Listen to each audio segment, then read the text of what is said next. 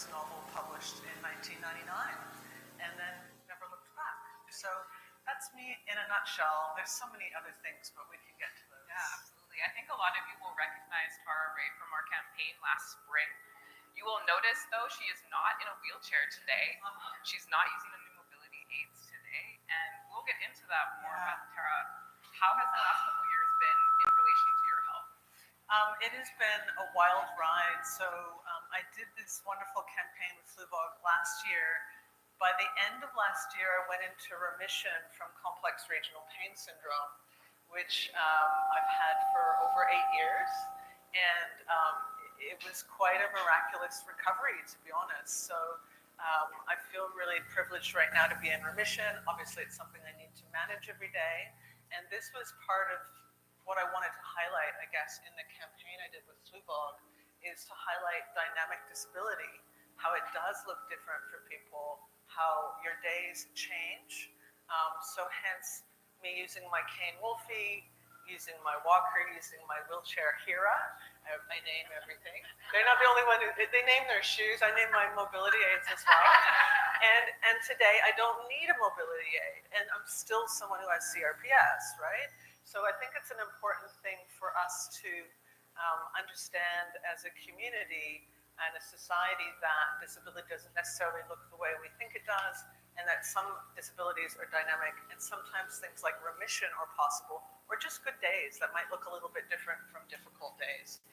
So I think that's an important thing to keep in mind, especially when we have that, the sticker for disability is the wheelchair, the person using a wheelchair. Super important that's there, but it's not the only way that disability can look. So right now, I'm not in pain.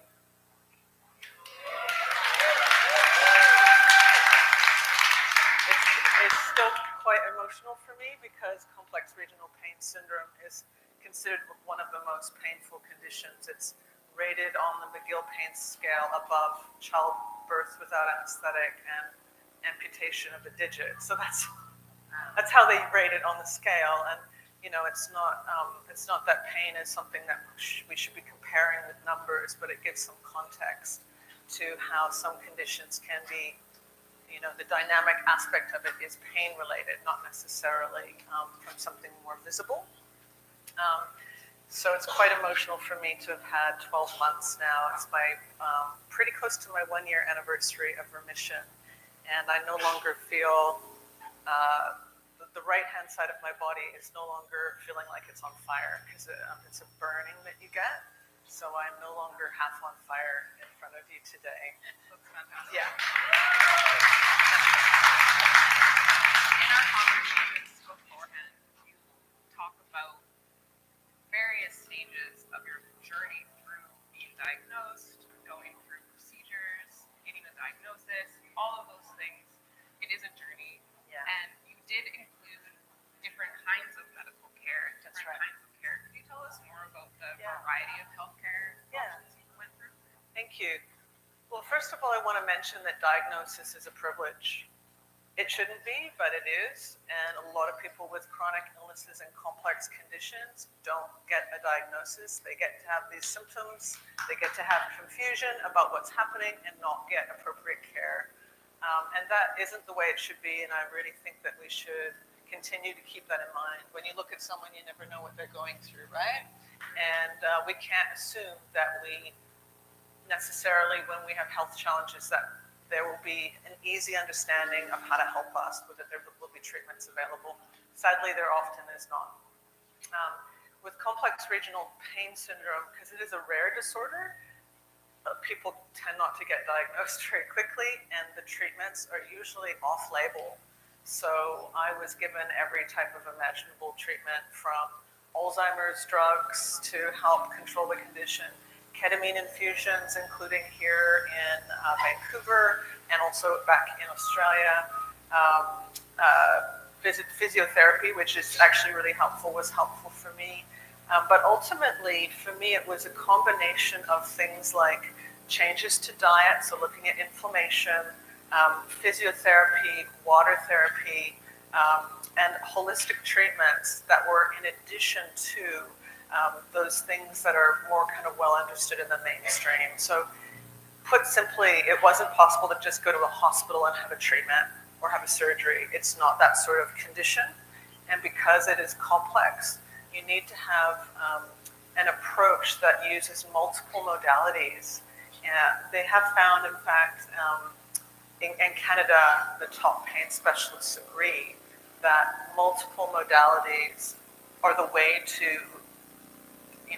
reduce pain and give relief to people with chronic pain. It's different from when you break your ankle. We kind of understand what acute pain is like. Chronic pain is more complicated. It becomes a neurological pathway in the body. There are often a variety of different things that have contributed to it. And so hence, to unpick that, to heal that, actually means you have to come at it from multiple different angles. And that was ultimately what helped me.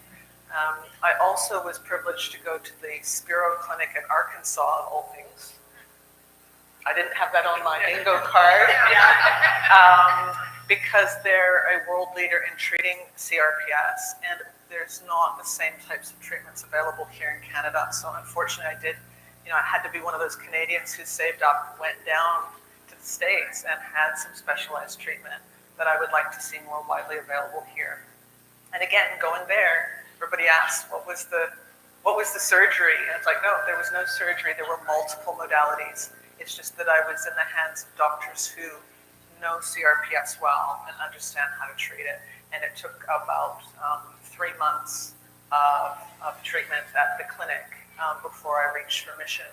Wow. So that is my reason for being pain-free now, along with, I want to say changes in lifestyle, which sounds so bland, but things like meditation are really good for your parasympathetic nervous system, learning to kind of calm that fight or flight response that you can get with pain, with chronic pain, was actually a big part of how I can self-maintain now a year on, and will continue to do whatever I can moving forward to honor my body and honor my needs so that I can be as well as possible. Absolutely. I see now that you are now a healer yourself. Yes. You do advocate for various kinds of healing. Yes. Can you tell us a little bit about now that you are in remission, you are able to help other people? Can you tell us about that? Yeah, thank you. So I started a small business called The Spirit of Healing, and I do coaching for people who are going through some similar things to what I've gone through.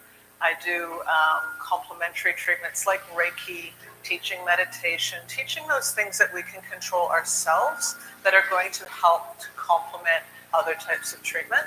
And there's a system called the biopsychosocial model of chronic pain care. There was once a belief that it was strictly biomedical, and then they began to understand that there were social components that factored in, psychological components that factored in. And in the Spirit of Healing, there's also there's a biopsychosocial spiritual model, so it's like a 4-part model. I also do, sounds like sort of a left turn, but I also do funerals, and I do end-of-life care because I understand grief. I understand the complexity of those experiences people have when they're going through a hard transition in life. And in that setting, the biopsychosocial spiritual care is absolutely the thing that is accepted. We accept that we're going to start thinking about something beyond ourselves and what happens after we die. We tend not to accept that conversation until the last couple of weeks before someone passes. So in my view, that biopsychosocial spiritual model is valid through our entire lives. And that's going to look really different from person to person. It's not about a specific way of doing things. It's about being grounded and having the time to be in contact with your inner self, your higher self, or whatever, whatever you find helps you to get through life. And that is actually a part of being well-rounded and practicing good self-care. It's not all just biomedical. It's not all just social, which is important too, or psychological, but there's this other component. So through the Spirit of Healing, I do a variety of different holistic treatments that help to complement people who are going through, difficult times in their life. Fantastic. You had used the term death doula. Yes, it was the first time I'd heard that term. Okay. And I think it's so valuable to have the full range of life being honored. That's We're right. a doula right at the beginning beginning and a doula at the That's end, right. I think is really special. And That's it's right. really not something that you hear a lot about in our culture, which Yeah. for sure. Well, that's right. I think for me, end-of-life care, death doulaship, and doing like life celebrations and things like that, it's a part of honoring the transitions we have. It will happen to all of us at some point, and it is actually really helpful to have someone who's got good training and compassion to help that person and their family or their loved ones through that transitional period, rather than taking, and actually see this as a disability issue as well, because when people are ill, when people are aging, we tend, unfortunately, in society to make them invisible, to take those issues, make them quite taboo. So talking about these things openly assists all of us when we start going through changes in our life or in our health or in our age, right? Just normalizing these discussions. It doesn't have to be taboo. It doesn't have to be scary. It's just transition and change. You talk about how disability, if that comes to you, the society shuts you away. Yes. How did you feel if that was for your case when you came to use a wheelchair or mobility aids with an invisible illness? Yeah. How was that for you? The world is so inaccessible. It's so inaccessible. I can't underline that enough. And there's lots of different forms of accessibility, but right now I guess the one I can speak to most directly is that the physical barriers. Like when I was requiring a wheelchair because I couldn't put any weight on this side of my body, I couldn't put my weight on my leg. Just the number of times I would be out around in my wheelchair and find myself at the bottom of a set of stairs. And just go like, okay, how do I get to this appointment? Even like hospitals would have, I don't know, 3 or 4 disability parking spots. And I still have the same truck, but I had a crane in it for my wheelchair to bring it out because I didn't have the ability to lift it myself. I needed a spot like that. Like I didn't have the option to use another spot. And so you're driving around and around and around trying to get access to the hospital. It's the hospital. Like they should be allowing for more people to access that space in an accessible way. I also found 2 things were kind of interesting.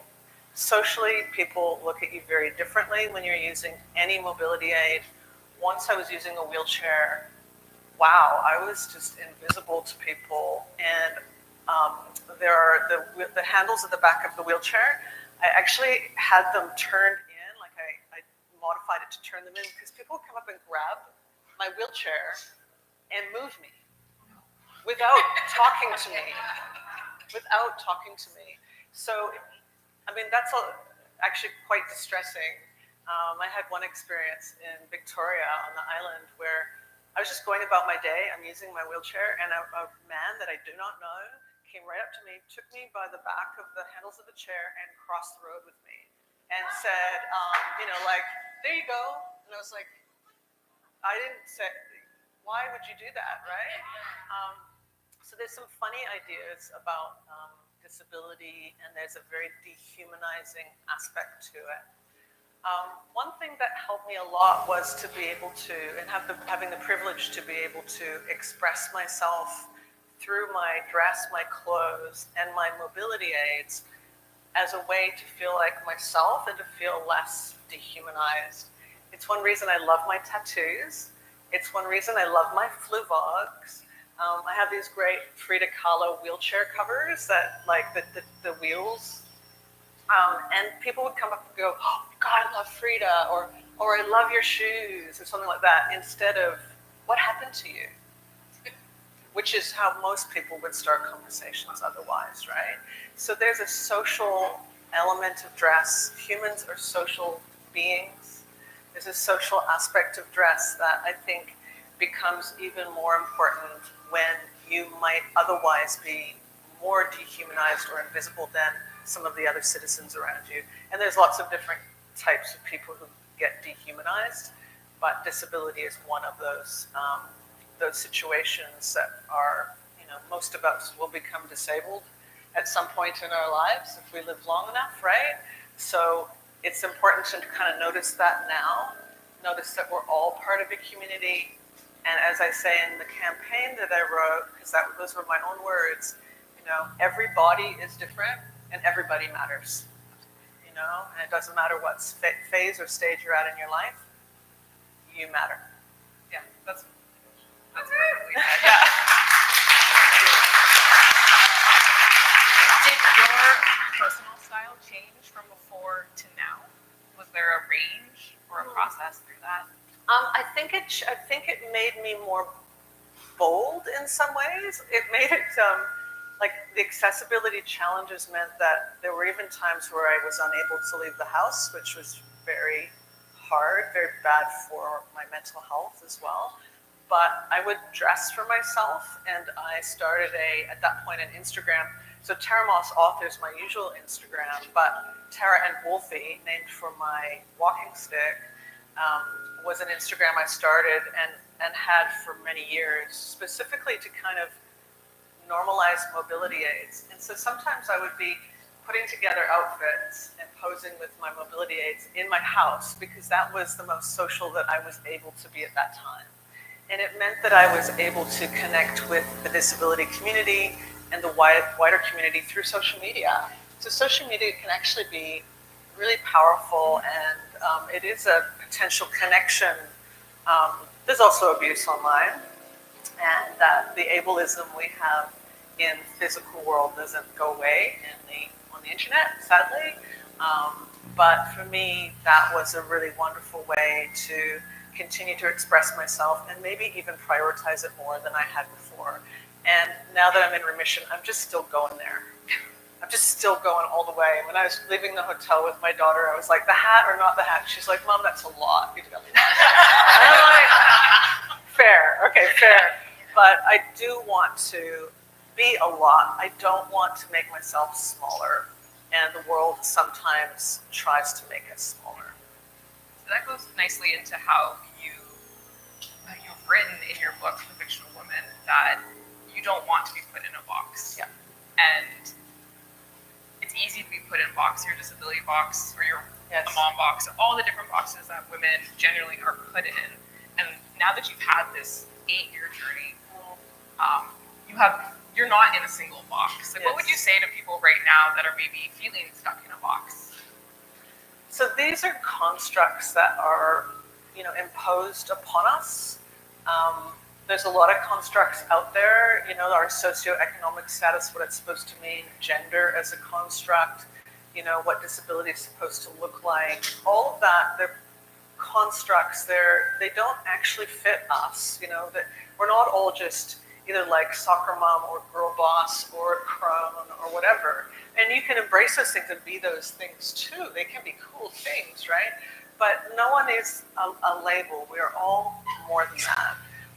The Fictional Woman was my first nonfiction book, and it hit the #1 bestseller of the nonfiction, which was amazing.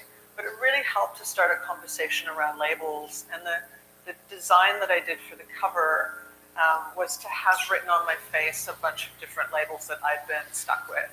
Some of them very unflattering, like bitch, but also, mom, which is a great term, but there's baggage with it, right? Like, what is that supposed to mean? So I think it's important to remember that none of us actually fit into boxes. I'm certainly going to keep pushing back from that and busting that lid open, because I will continue to evolve and change. So will you. And there's no time in our lives where we should actually be reduced to a label. It's always wrong. It's often damaging. And also, from the outside, looking at someone as a label, you're missing out. You're missing out on their humanity and how complex and interesting they are. And that means your interactions with them will be poorer for it. So let's just let those go. Perfect. That's great. I wanted to touch, you're an author. Yes. You're a successful author. You're a globally known author. And you started to write really young. You published your first book, I believe, when you were 22?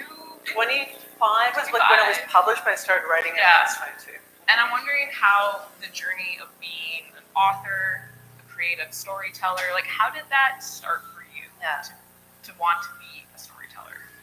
This is actually a good tie-in to what I just spoke about with boxes, because when I was a little girl in school, and people would be asked, "What do you want to be?" And some of the girls there wanted to be Disney princesses, rad. Wanted to be ballerinas, rad. I was like, I want to be Stephen King. Is that okay, right? That was got a bit of side eye for that, but I wanted to be Stephen King, and so I published my first book when I was 25, and because I had been modeling to pay the bills up till that point, there was this whole label of like model turned author, and the idea was that made me some sort of, I'm gonna say, freak. Like that's how people approached me. Were like, this is like, how can she put words together? The other side to it, though, right? It was like, oh my gosh, she can appear in a photo. So in other words, not a vampire, but also can put words together. Like it was such a strange thing. Like what is it about these things that are supposed to, cancel each other out? But what did happen is there was a rumor campaign that my book must have been ghostwritten because it became a bestseller. So I ended up taking a polygraph test, being dared by a national newspaper in Australia, where my first book came out in '99. Taking a polygraph test, a lie detector test, to prove that I write my own books. So I found myself sitting with a former police officer who normally polygraph tests suspected rapists and pedophiles, and I'm there with the pneumo tubes on, and there's the armband sphygmomanometer and the little clip on the end of my finger, and I'm like, I'm a suspected author. And I ended up with a 33-page report, like, guilty as charged, I'm a writer, it's true, we're a strange bunch. But that was actually how professional publishing began for me. My first book came out, it became a bestseller, and everybody went, no way, I was blonde at the time, which was another stereotype, young woman stereotype, was modeling to pay the bills stereotype.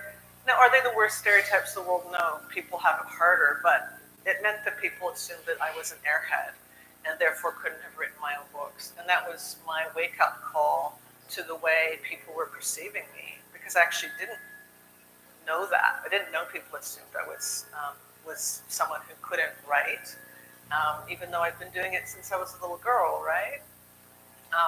And my dad found a loose leaf binder in the attic that had my first short story in it that I wrote when I was 10. And it was called Black and White Doom. I used the word doom. It was cool. It was the 80s. It was like the word doom was very cool. And it was basically an homage to Stephen King's Christine. So the kind of thing that you, as a parent, you might be just a little bit concerned about finding in your child's bedroom, because I was killing my classmates at school, but it was because they were asking me to write them in, because that's what 10-year-olds do, right? They're like, oh, this is so cool. It was not a very good book. You'll never see it published. It will not be my 16th book shortly. And there was one part where it was snowy, so it was set in Canada, and it was snowy, and there was a dismantled hand in the snow. I didn't know the difference between dismembered and dismantled. So that was like, I was 10. So my not so illustrious start as an author began, though, with my readers being my friends in school, because that's what kids did. So that was your first book. Yes. You are now working on your 15th book. That's right. And that's coming out shortly. That's right. Can you give us a little sneak peek into what that's I would love to. So right now I'm writing a historical fiction series with Billy Walker, who's a PI. She's like Philip Marlowe if it was Ava Gardner as a feminist who kicks ass and takes down Nazis. Right? I'm like, I want to be part of that girl gang. So Billy Walker is amazing. She has a disabled war vet as her secretary. He's also very dishy, very handsome. The first book in that series is called The War Widow. The Ghosts of Paris just came out, and it's a continuation of that series and those characters. And I'm working on a book. Am I allowed to tell you the draft title? It might change. You want to hear the draft title? Yeah. The Woman in Italy. Yes, it means I have to go to Italy. Oh. Yeah. So yeah, I'm working on that at the moment. That's book 15. My Mac Vanderwall crime series, which is a very kind of 90s, Clarice Starling-y kind of feeling Clarice Starling was Angelina Jolie on a motorbike with leathers. That would be my Mac Vanderwall crime series, and that is being re-released in North America shortly. And I might write another of my Pandora English series, which is a paranormal series set in New York. My daughter's like, please. So if you like Pandora, then you can thank my daughter for pressuring me to continue the series because, yeah, that's it. Because it's so much fun, and that's in an alternate New York. Oh, that's always. I'm going to say strong female characters. Yes. I hate that I have to say that, right. But yes, they are the central characters. Surprise, surprise, and they're amazing and capable and cool. And I like to be kind of in the car with them in the driver's seat, and you feel like you're having an amazing ride through the books. And that's what I want to provide for readers, because that's what I like to read myself. That's what I've enjoyed the books. Oh, I've been thank you, reading through Britney. them, and I was wondering what Fluevog you thought Billy Walker would wear. Oh my gosh. First of all, she'd love the new Amrita, I think they're called. Mm-hmm. She would love these. It goes with her Fighting Red lipstick. So Fighting Red was an actual lipstick color in the 1940s. The books, the historical fiction books, are set in the 40s, post-war, and Fighting Red was an actual lipstick. So she's got like the last of Fighting Red, and she's still out there with the good fight. So she would love the Amritas and this whole range. I think she would like all of the Fluevogs I have, but honestly, I have quite a number. I think in this space, I'm not going to say too many, because how can you have too many, right? Not too many. So I think she'd really like these. They would go with her Fighting Red. Perfect. Yeah. Thank you so much for introducing us to your life. I think we're going to open the floor now to some questions. Yeah, wonderful. If the audience has some questions, raise your hand, and Kristen will bring you a mic. Hi, my name's Janet, and I have recently been finally diagnosed with what is called Ehlers-Danlos syndrome, or EDS. Yes. It is a genetic issue, and my daughter also has it. We had to leave BC and go to Austria to get a diagnosis because the province of BC is not currently diagnosing people with EDS.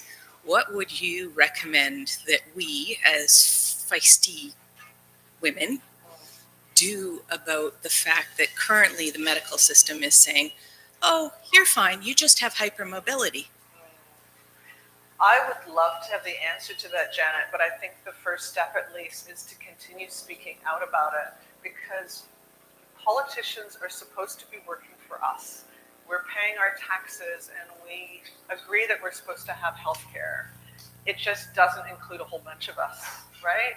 So some people who are not getting a diagnosis or not getting appropriate care, they're falling through the gaps and falling through the cracks. And I don't want that to happen to you. And I don't want that to happen to your daughter. And I'm sad that we share this need to have left the province to get care for a condition. So let's change that together by speaking out about it. And everybody here hearing this conversation, maybe also talk with people you know about this issue. And the issue that some people can't even get GPs, let alone diagnosis for their conditions. And when you have a complex condition, you can't be showing up constantly at clinics to get more prescriptions. Like, you need to have someone who's with you being a provider as a GP as well. So my heart goes out to you. I'm so glad that you got the diagnosis. And it was such a relief to be able to finally, and people have asked me, well, what does it mean to you? And I'm like, it's a tool. Yes. I've had 4 hernia surgeries in the same area because my body won't heal like a normal person. So it's a tool for me to be able to say to medical professionals, my body will not respond in the way that you expect it to. So we need to find a different path to help me heal. Yeah. And I think that you know, part of your story is about how to stand up for that and how to say, you can't just ignore me. That's right. And I would not be in remission now and would not be without pain right now if I hadn't finally got that diagnosis. It was a long 8-year journey for me, but I finally got that diagnosis. I finally had to research a lot myself, which I do recommend, but it shouldn't also, the onus shouldn't be on the person who's sick. We were already dealing with a lot, but you have to research, you have to advocate for yourself. And if you're in the position where you have a loved one who's going through something like this, offer to be an advocate for them. Come into doctor's appointments with them. Come to the hospital with them and advocate for them, because they might be in a lot of pain and having a very difficult time even speaking in that moment. Having you there as an advocate makes all the difference. And I'm also going to say, look outside the system too, for the ways that you are going to be able to practice self-care while you go through this, because you deserve to feel good. You deserve to feel, find some inner calm while you're going through this challenge. And unfortunately, most people are not going to point you in that direction. They're going to end up, you're going to end up in emergency constantly at hospitals, and that is not relaxing. That is not good for your mental health, but you might have to be there. So finding the time to look after yourself in other ways is so important. And speaking up for yourself and those people going through this is the only way that we can change it in the future. Thank you. Thank you, Janet.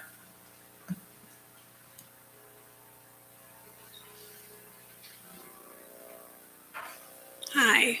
So I personally am visually impaired. So when I think about accessibility, I have to make considerations that are different from what somebody using a mobility aid would do. So I know today's venue might not have been an accessibility issue for you, but when you were doing the Fluevog campaign, or maybe when you're asked to do an author talk, what are some of the considerations that you need to make that other people don't even think about when you're going to do those?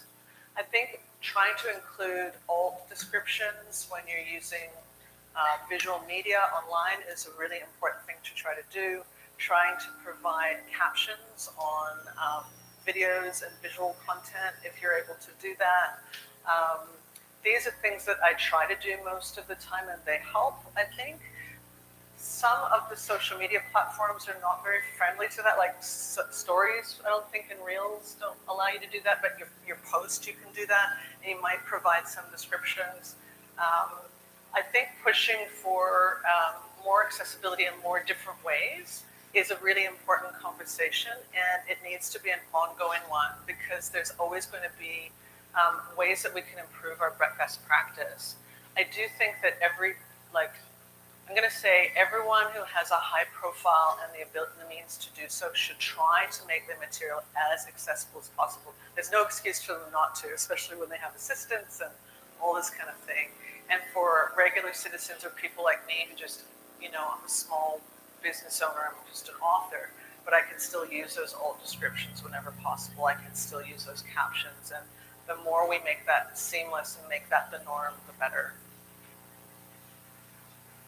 We have time for one more question. Or? Thank you for that. I was wondering, so I have also a history of chronic illness and occasional disability, and one of the things I've observed is that people that I live alongside or who are my colleagues are just get really weird. Like they don't know how to be normal. They don't know how to dwell alongside people with different bodily experiences than theirs.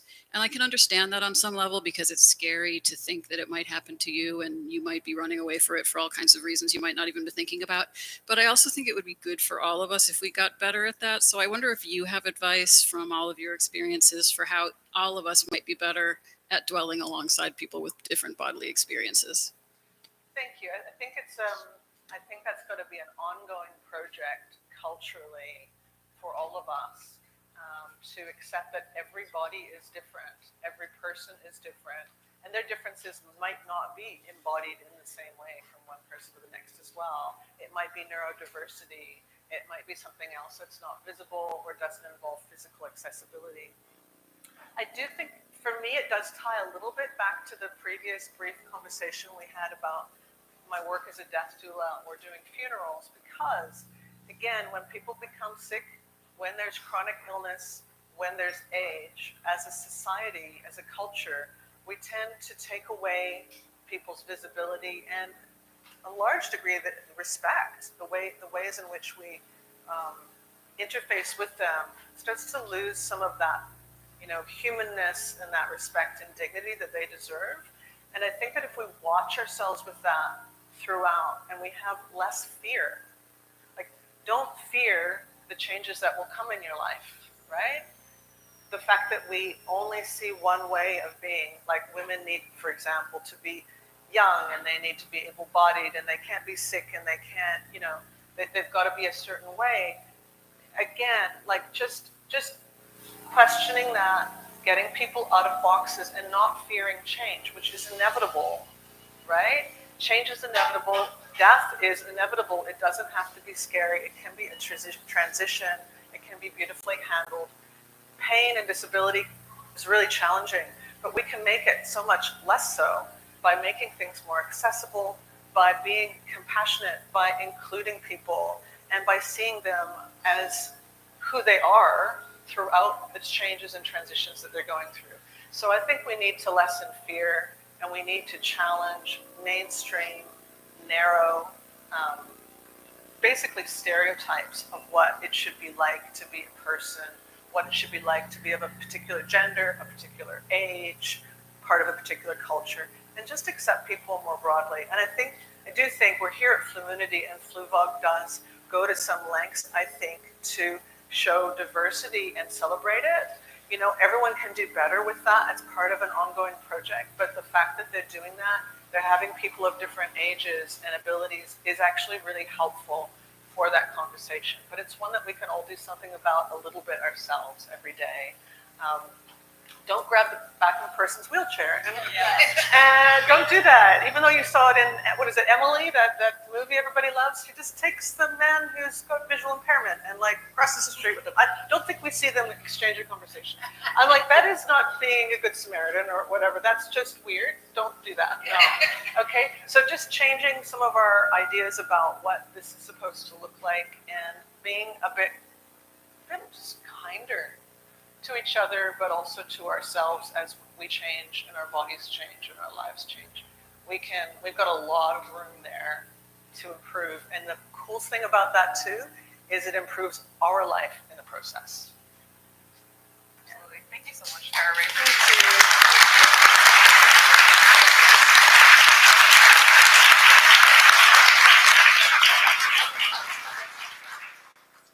We are going to have a 5-minute break before the next panel. I think, Tara Rae, will you be available upstairs for a few questions? I would love to be available upstairs for questions if anybody has them. Thank you. Yeah, Thanks so we'll so see much you guys for in taking 5 the time. minutes. Thank you.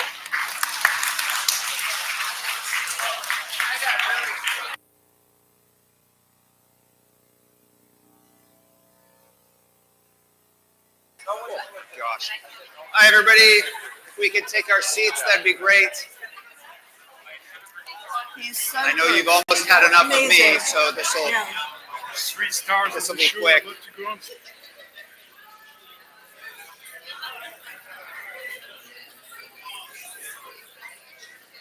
Hi, everybody. How are we doing? How was that last session? I'll keep pacing out of nerves, but if you do have any questions for Tara, I know she's upstairs answering questions. I just wanted to say this next panel is so exciting. I mean, these people need no introduction. So I actually thought I'd take this opportunity to, to maybe make some stuff up that maybe some of it's true. I mean, I don't know. Maybe it's true. So we'll bring up first legendary international surfer Anna Sui. If she could come up, that would be great. A little hand for her. And I don't know if you knew that she was here, but 5-time gold medalist, rock climber extraordinaire Zandra Rhodes is here.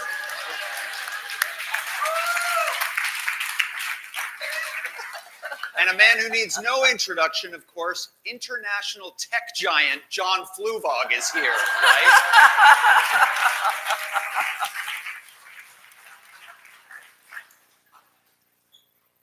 So I'm assuming mics are working. Maybe we could just say hello, hello, hello. Yeah, we're looking good. I want to thank all of you as well. We got some great questions from the Flummunity, so I'm going to rifle through some of these and sprinkle in some of my own. This is actually a good opportunity while everybody is taking pictures here. Once we're done here on your way out, or tomorrow, if you see this stage open and I know it's well lit, feel free to stand up on the stage if there's nobody here and take pictures. Anyway, thank you all for being here. I can tell by how many cameras there are, we're all very excited. John has said something for as long as I've known him, which is old friends are good friends. And we had another flucologist do the math on this, and they added up all the years you've worked together as pairs and as a threesome, and collectively it's over 100 years old, which makes each of you, I think, late 30s. So, I mean, so that's incredible, right? Thank you, Stephen. I was Next question. why I was feeling so old. Yeah. Okay, so probably an obvious one is you've all had such great successes and incredible accomplishments. How can you tell us how your design philosophy has changed over the years? And we can take a volunteer, or I can start naming names. How has your design philosophy changed over the years, super rock climber Zandra Rhodes? I keep climbing rocks. Yeah. I think, for a start off, it's very exciting to come to something like this because it really makes you stand up for what you do. You know, you can't just float in and not be answerable, which is great. So you get to know a whole audience and see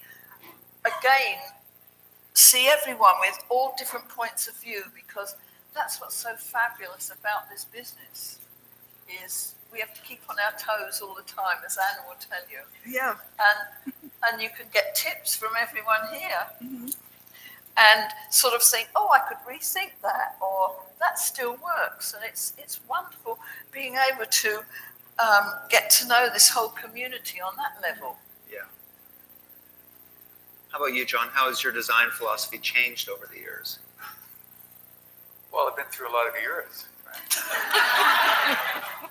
I started not far from here in business, and it was 1970. It was hippies and earthy, and there's there was a lot of going back to nature vibe. And then I went into disco, boom. And I sold tons of platforms, and then I guess the next big one, and then beginning of the 80s was, that was no man's land for me. It was like, there's nothing going on for me. And then the whole punk rock scene started, and I got that. I understood the rebellion of it. I understood the need to stand apart, and I understood the sort of, I would call it, medieval feel of it, of the black and of the chrome, and of the warrior type person walking down the street. And I also understood what it's like to stand apart and to be apart, to be a little different, but yet be honored for that difference, and to understand in that difference you're okay. So I've changed, but I haven't changed, because I have, like three of us up here, I've been independent all these years in the fashion industry. So I haven't had anyone forcing me to do anything I didn't want to do, other than my son, maybe.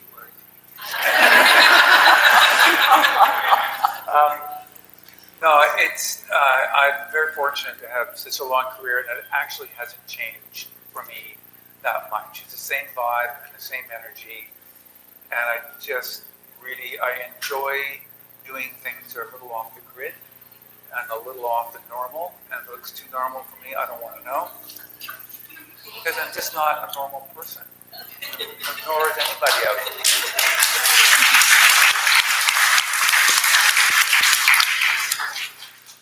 I should also tell you, we talked before this, and they each have 2 passes on a question. So far, we haven't had to use any of them. How has your design philosophy changed over the years, Anna?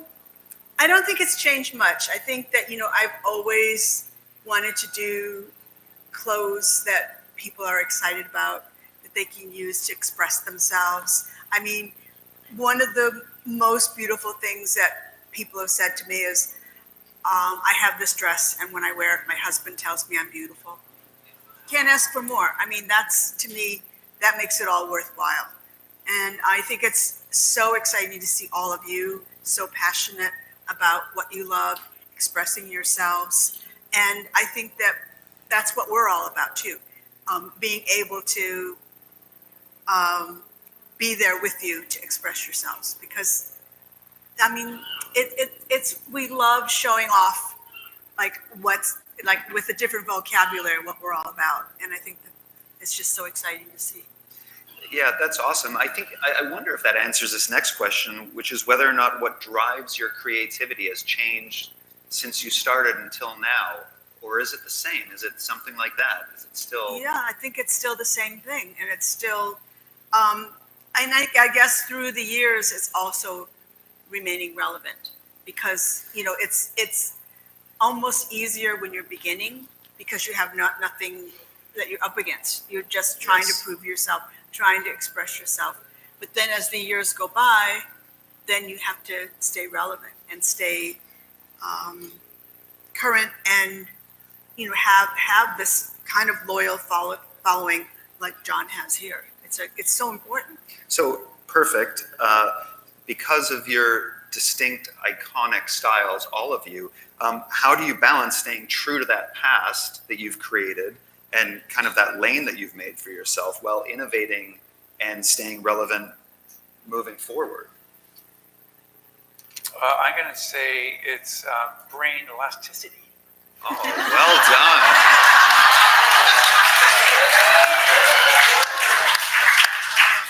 I can tell he's pretty proud of himself there.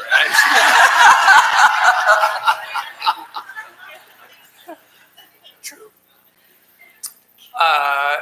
Well,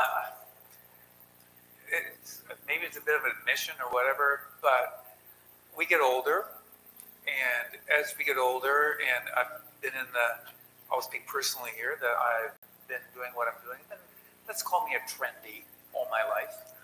And you get to be my age, and you begin to be overlooked a little bit, and you don't feel quite so relevant.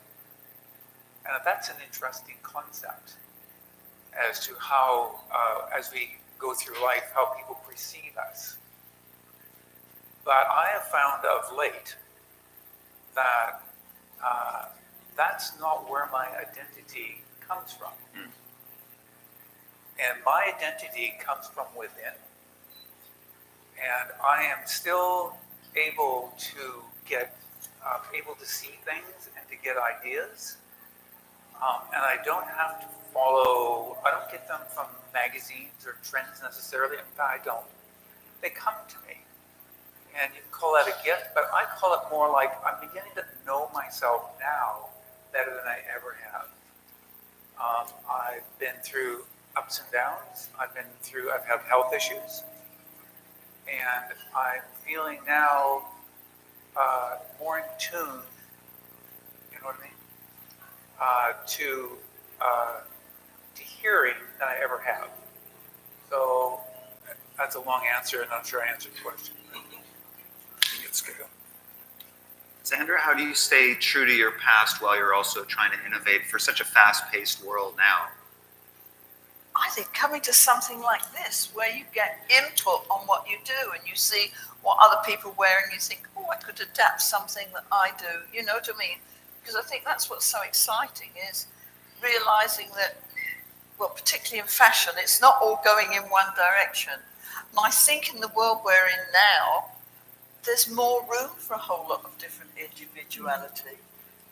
Individuality plus thinking about that things can't be new all the time, and how can you adapt things that you do so that they're still relevant, but maybe people only wear a bit of Zandra Rhodes with something of Anna's, and together with the Fluevog shoes. It makes a whole wonderful mixture and a lovely way of facing life. How do you strike that balance between kind of creating wearable art and also something that's commercially very relevant and viable? I mean, that's a tricky one. I know that just seeing how John works, sometimes the creations are really artistic, but maybe difficult to wear. Very subtle. And so how do you find that balance? You're asking me that question? Oh, anybody.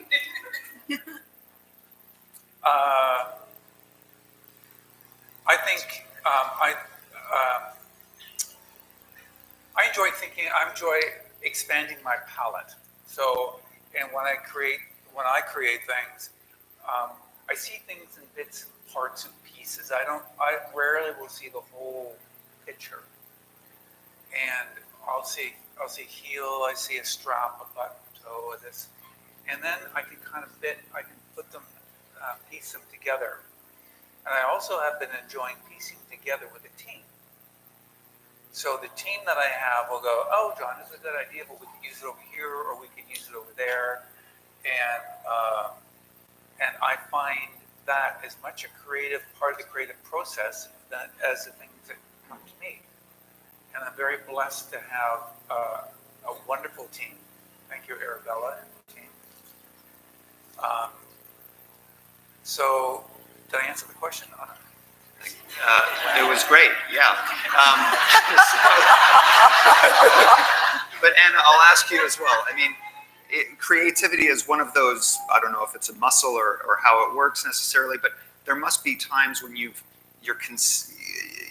got this vision about something that is maybe so next level artistic, but you have to balance that with it being commercially successful as well. Is that something that you are thinking about all the time through the creative process, or do you give yourself space immediately or in the beginning to think big picture and then try and hone it down as you know that you also are running a business? Well, I think that, I'm doing a collection. It's not just one piece. So you have a concept and you initially think about those pieces that are going to make that statement, what piece components you need to build that statement. But then you start thinking about that has to sell, that you need pieces that are popular too. We do repeat some styles. We have requests for certain styles. We know that a certain store is going to want this in this version, so it's just juggling all those things. So it's being able to express that initial thought, but also balancing out the collection. And it's a lot of decision making and also rejecting and adding and rejecting again and adding, so it takes time to balance it all out. And sometimes you get it right and sometimes you don't, but it's just part of what you do. I think for Fluevog, we are unique souls, obviously. And I would say in my time here, and we've talked about this before, but as the world has gotten more global, it's in some ways it's more difficult to stand out and showcase that uniqueness. Now, people often, I'm sure, ask you about whether or not you're concerned about running out of creative energy. And I've only ever heard one answer to that, which is no. But I'm wondering, is there a concern of running out of uniqueness? Like, we are always trying to be unique at Fluevog, and you both have also created these distinct styles, and it's part of. I can't tell. Is the mic okay? Can you hear me okay still? These unique styles and presences that are very unique. Do you worry about being able to keep showcasing uniqueness? And Zandra, you can't answer because I know you're just going to tell me I'm wrong. Okay, fine, go ahead. I think we're like tightrope walkers because, first of all, as a designer, you're trying to present something to the world that, I don't mean they haven't seen it before, but you're presenting a unique style that all three of us have. Am I echoing? No, I'm echoing, but anyway. Just keep going. But each time you try, first of all, when I do a design, I first of all say, would I wear it? That doesn't mean it has to be terribly extreme, but that's my first. That's good. I look in the mirror and I say, would I wear this? And if that's part of the, that's all right now, it's not echoing. Yeah. Sorry about that. So I'd work out if I would wear it. Then with my team, we work out if it looks too extreme or whether you've got to alter it down and make it commercial enough and make it wearable and how it will go. But it's still, as a designer, you're still a tightrope walker, and you hope that the tightrope is going to balance and everyone's going to like it. You've always got that. You've always got that to balance off. Well, it's we're running businesses, and the businesses, unfortunately, are full of numbers. Annoying little things that go on paper, and they have the lines under plus, positive, and hate that stuff. So it has to sell and it has to work. And from our point of view, we have different parts of the collection. And I've always tried to put things together that are sort of wearable, current, everyday things. And then we balance them with the more extreme footwear, which I enjoy and I like. But I'm understanding that I have to sell underneath things that are more understandable and basic. And how do I make those basic things unique enough and different enough that they're still basic for people, that they can handle it, because a lot of people can't handle the other shoes. But yet are functional, and then it's price points and all those sorts of things. So if I start thinking about it, it gets a little complex.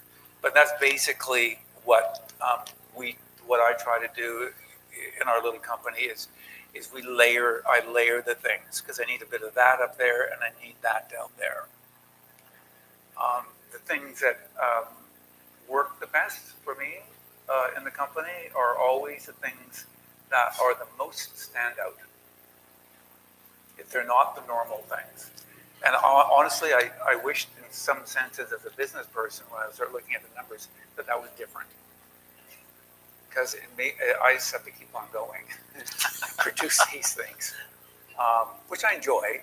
I'm not saying that, but running a small company, like we have, it's still a small company,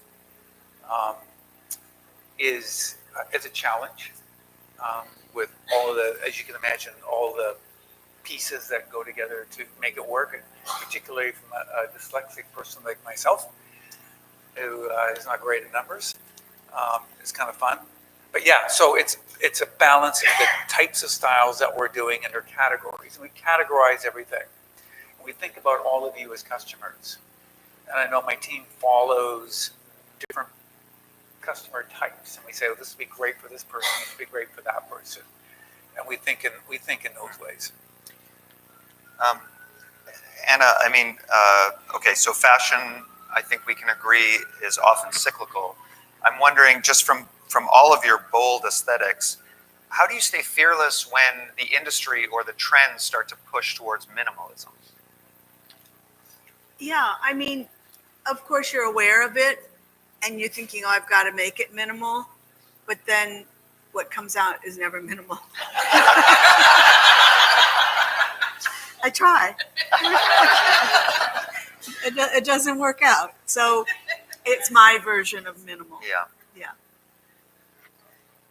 I'd say, well, definitely in the case of all three of us, if it gets really minimal, if you did something that was too minimal, it wouldn't sell either. They wouldn't come because they say, oh, it doesn't look like John, it doesn't look like Zandra, it doesn't look like Anna. So whatever style that comes along, whatever we turn out has to look typical of what people think of for us. Okay, so that's great. My concern is for emerging creatives and artists and designers. It must be so hard not to or to go against that and be fearless when it moves in that direction. Do you have any advice for them? Because if you remember back to when you started, I mean, you all have stories about doing things that were not the norm at the time. How can you encourage those young designers to continue pushing through with hope? You're always going to find someone that's going to put you off. I've always said to a young designer starting off, stick to your guns, even whatever people say. Otherwise, you'll be the defeated person. And in the end, if they're producing something that's never been seen before, if they struggle enough, they'll win through. And they'll be the next name on the platform or whatever. I kind of think that's how we've lasted all this time, is the fact that we have this identity. And that's what people come to us for. And I think that if we would have compromised the identity, we would have gotten lost through the years. I think that we built these iconic brands, and no one else can do exactly what we do. And I think that's been part of the secret. Can we also give them comfort in knowing that it's hard, right?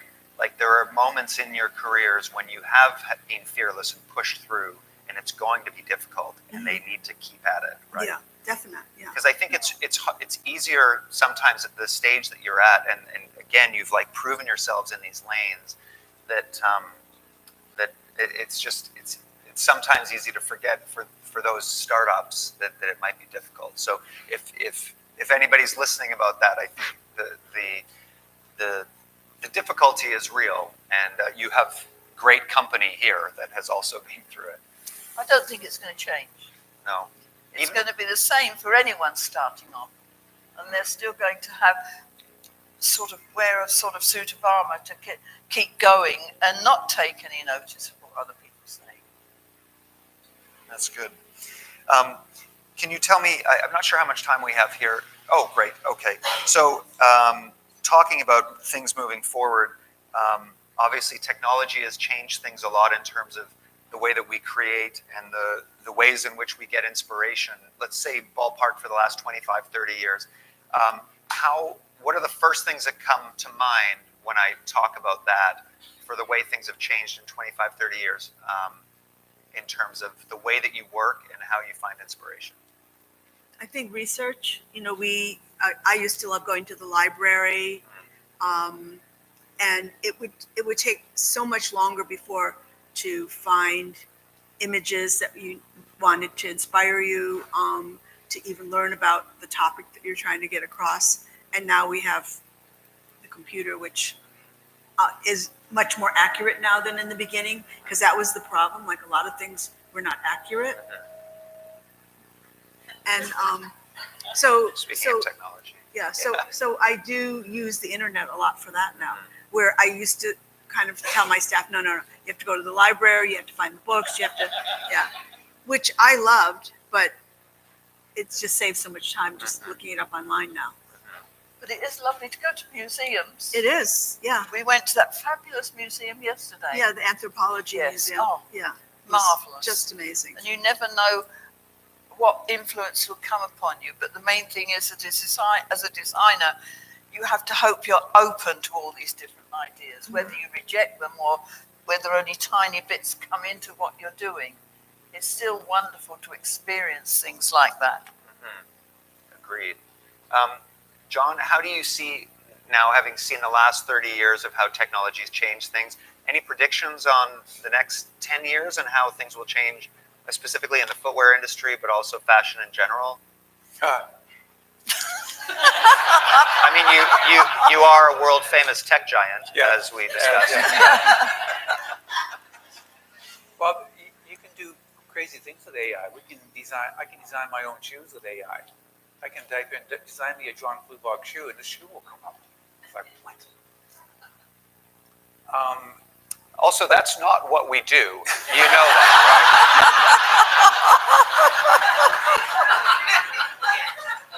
right? Obviously, what it does is it takes all these images off the internet and it smushes them all together, and I come up with this thing.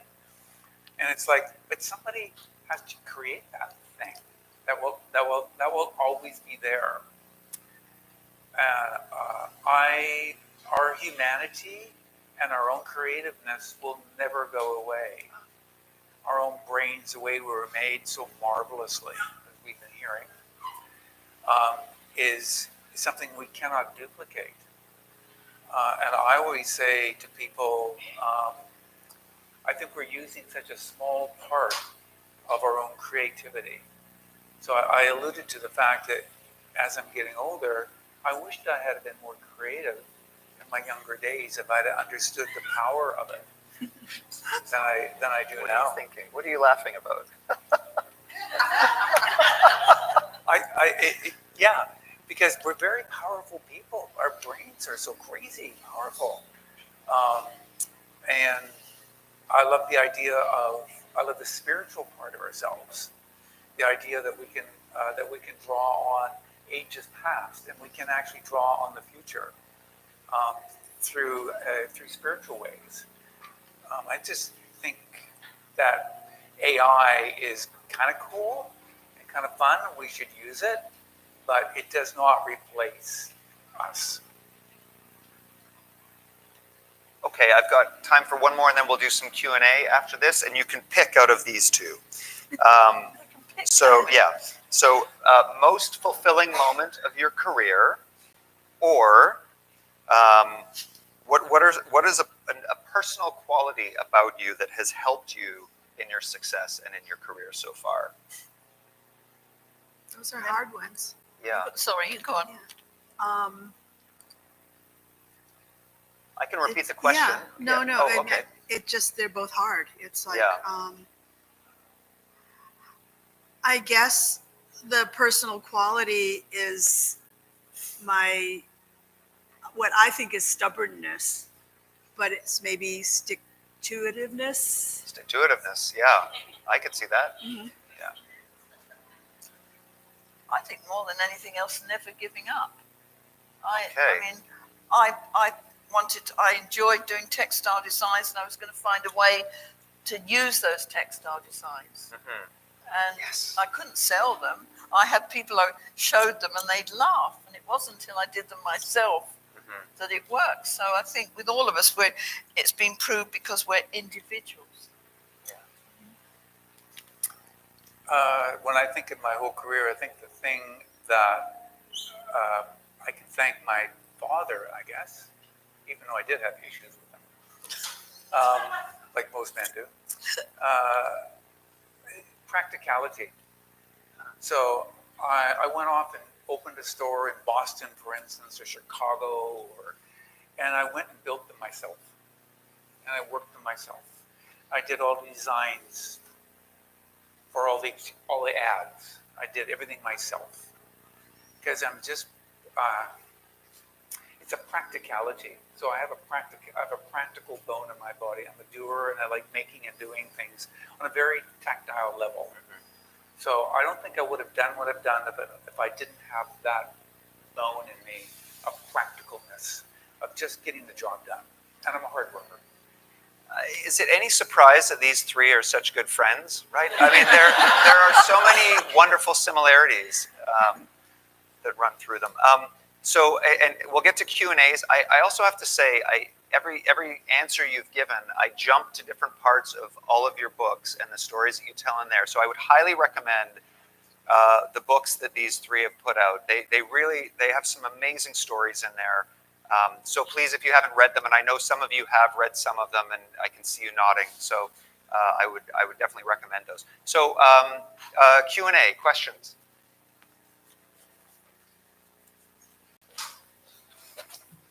Hi, I was kind of laughing because I am the exact opposite of you, John. I'm really good at the numbers and not necessarily so creative. And what I've ended up doing is tax returns for people who are artists, musicians, tattooists.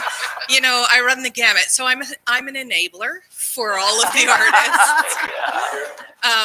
What I have found in my work, and what I find fascinating about this, is that when I am not concerned about what someone else thinks of me as a person is when I do my best work. Do you three find that being more concerned about what you think of yourself is the key to doing the work that you love and is received well? Or do you find that you find yourself bogged down with thinking about what others might think of your work? Good question. Wow. Nobody wants to answer that. I think it's gotten easier as you age to not worry about that part. But of course, when you're younger, you have so much self-doubt about what you're doing because you don't know what the consequences are going to be. And I think that maybe that's the one thing that got easier is trusting your instincts, trusting what you believe in, and not like worrying about what everybody else is expecting, which I think is in life in general.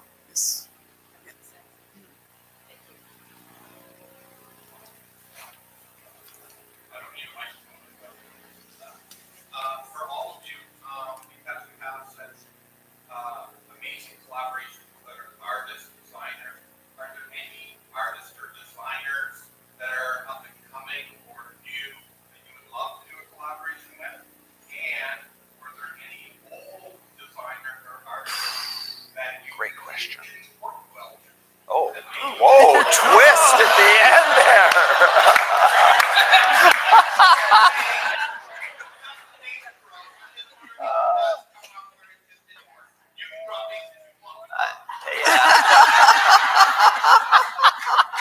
So good.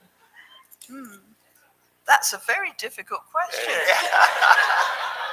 Or maybe not. Any designers that you'd like to work with, or let's give it a third option of designers you didn't get to work with that you would have loved to have worked with. Yeah.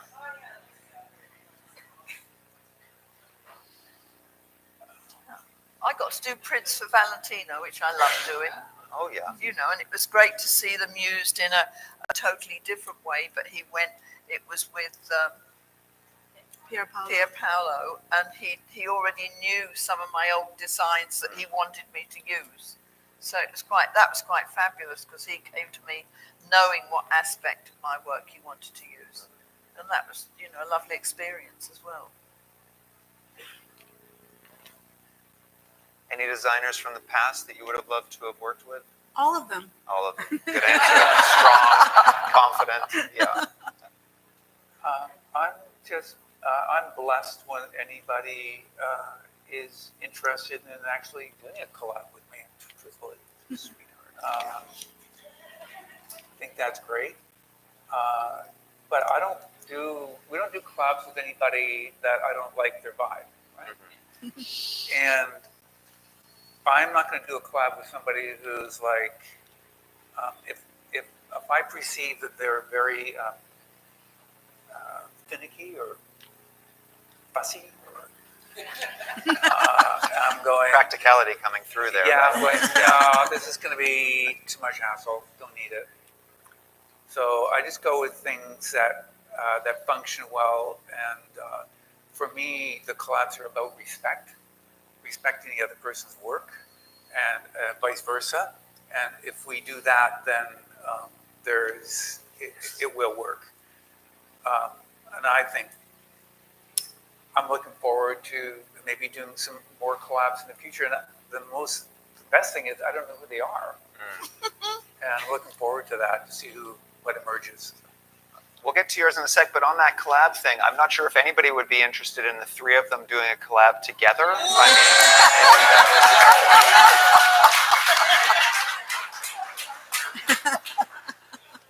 Okay, go ahead. Okay. Hi, I'm Devin.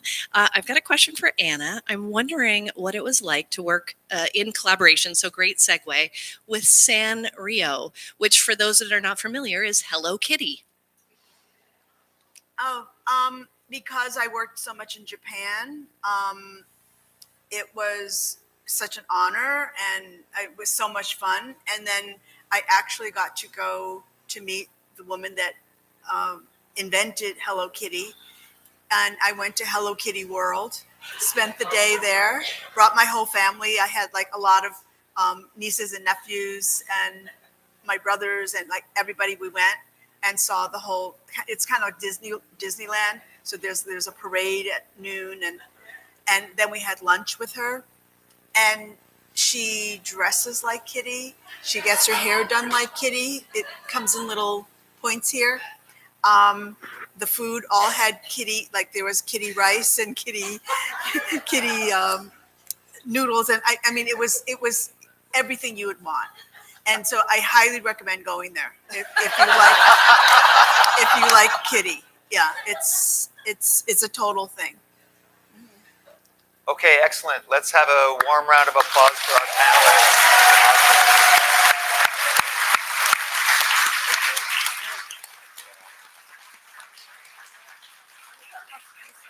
So thank you for today. Thank you to all our speakers. Thank you all for coming and making this such a memorable day for us. Day's not over, of course. A couple more announcements or follow-ups. We start the Fluevog formal tonight at 7 o'clock in the Gastown store. The Gastown store will be closed from 6 to 7 tonight in preparation. Again, like today here, you're not even going to recognize it. We're going to town on it again. Just kidding. It'll look the same. And the lineups for the buses are over here for anybody who wants to go to Kitsilano. Now, we've had a change of plans there. Instead of one luxury motor vehicle, there are two. And John is on one and Ruth is on the other. So you really just have to choose who you like best and then fill that one, and we'll go with that. Other than that, I think that's it for announcements. Thank you once again, and we'll see you tonight.